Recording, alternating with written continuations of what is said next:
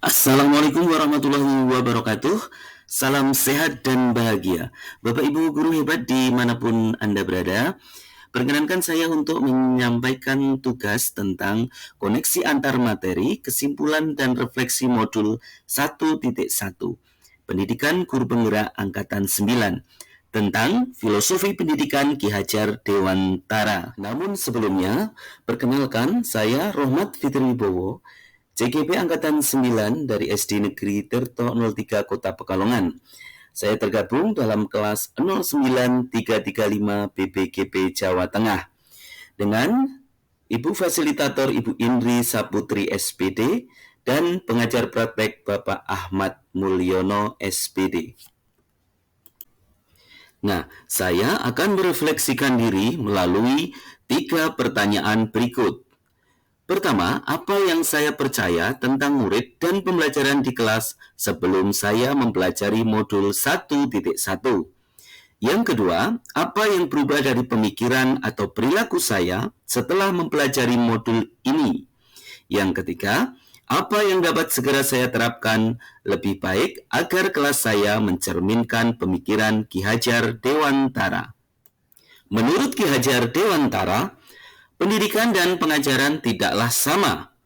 Pengajaran adalah bagian dari pendidikan.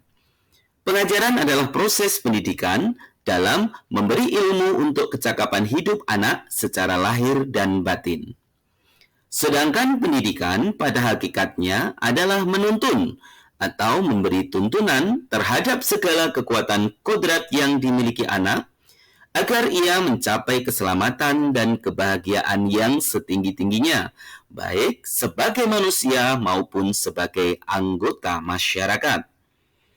Pendidikan menciptakan ruang bagi murid untuk bertumbuh secara utuh agar mampu memuliakan dirinya dan orang lain.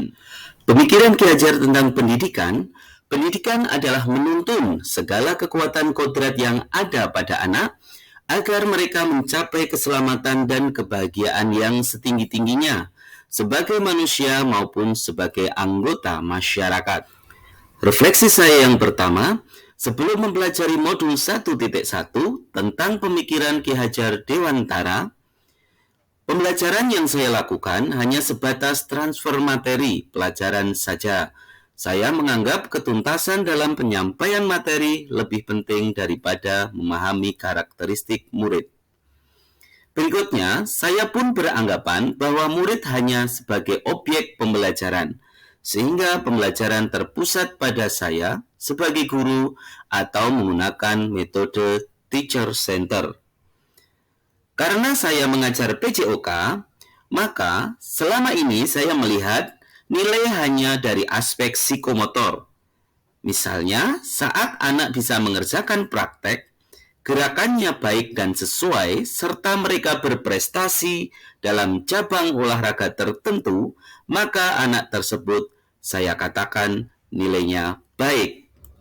Selama ini, saya kurang memperhatikan apakah murid saya sudah benar-benar paham dari apa yang saya ajarkan atau tidak. Karena fokus utama saya lebih ke ketercapaian materi. Mengingat materi yang saya ajarkan cukup banyak di setiap semesternya.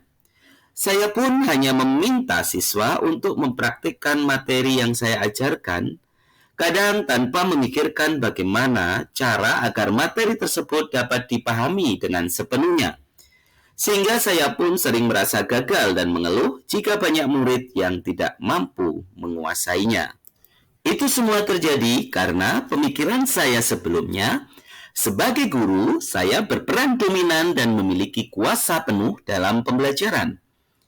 Target utama adalah menyelesaikan materi yang ditetapkan kurikulum. Saya menuntut siswa menguasai materi yang saya berikan. Dalam membuat aturan pun kadang saya buat sendiri dan bagi siswa yang melanggar diberi hukuman. Sebagai guru PJOK, saya sering melihat siswa yang hebat adalah yang menguasai materi dan bisa berprestasi dalam perlombaan-perlombaan di tingkat sekolah maupun di tingkat berikutnya. Untuk berikutnya, yang berubah dari pemikiran dan perilaku saya setelah mempelajari modul ini adalah Pemikiran bahwa pendidikan menurut Ki Hajar Dewantara adalah pendidikan menuntun, bukan menuntut. Siswa bukanlah kertas kosong yang bisa diisi sesuai kehendak kita. Siswa belajar sesuai dengan minat dan bakatnya. Guru menuntun siswa untuk menebalkan laku positifnya atau budi pekerti yang baik. Berikutnya, pendidikan memerdekakan. Siswa belajar merasa bahagia tanpa tekanan karena belajar sesuai dengan karakteristik anak, kodrat alam dan kodrat zamannya.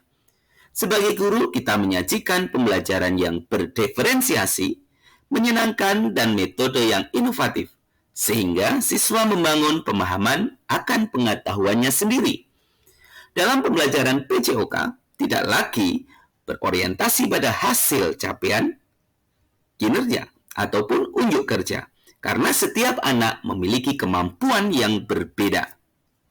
Hal lain yaitu tentang pendidikan anak sesuai dengan kodrat alam dan kodrat zamannya. Siswa tumbuh dan berkembang dipengaruhi oleh lingkungan dan zaman di mana anak berada. Tugas kita sebagai guru adalah memberikan fasilitasi atau menjadi menuntun belajar anak sesuai dengan lingkungan dan zamannya agar anak dapat tumbuh kembang secara optimal. Nah, jika dideskripsikan perubahan pemikiran dan laku saya dalam proses pembelajaran sebagai pendidik, kita harus menuntun, mendampingi siswa dengan ikhlas, penuh kesabaran dan ketulusan hati, agar terwujud pembelajaran yang menyenangkan dan berpusat atau berpihak kepada murid.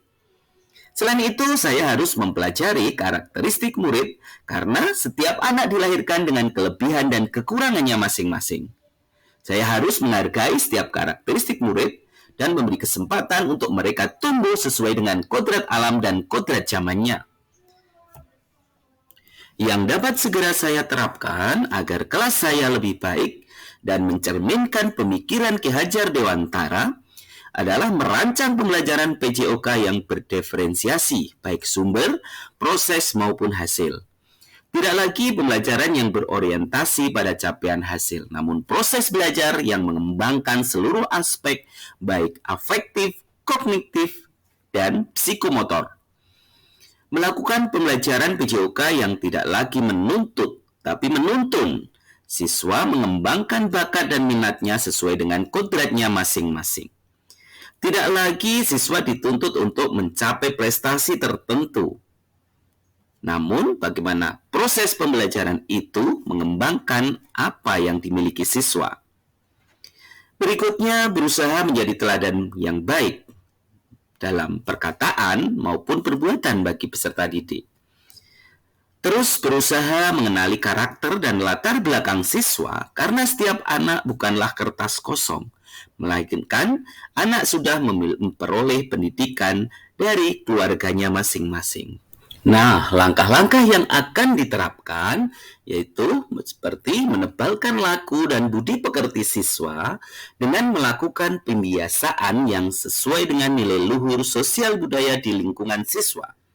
Di tempat kami, misalnya, pembiasaan berdoa sebelum melakukan pembelajaran PJOK, memungut sampah yang ada di sekitar lapangan, dan sebagainya.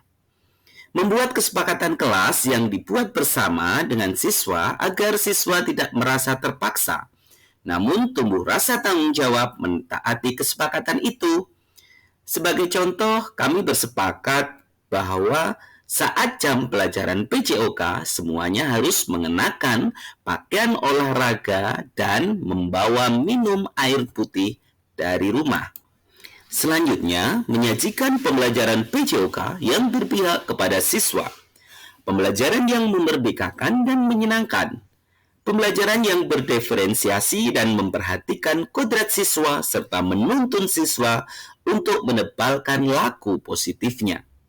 Sehingga pembelajaran PJOK tidak hanya berorientasi kepada capaian kemampuan gerak psikomotorik, namun juga mengembangkan seluruh aspek yang dimiliki siswa. Sebagai pendidik, akan berusaha untuk memberikan keteladanan dalam perkataan, sikap, dan perbuatan. Mengutip dari apa yang ditulis oleh Ki Hajar, bebas dari segala ikatan, dengan suci hati mendekati sang anak, tidak untuk meminta suatu hak, namun untuk berhamba kepada sang anak. Hal tersebut semoga terpatri dalam pikiran dan hati kita, bahwa apa yang kita lakukan dan kita usahakan dalam pembelajaran semata-mata untuk berorientasi kepada peserta didik kita. Sekian dan terima kasih. Salam sehat dan bahagia.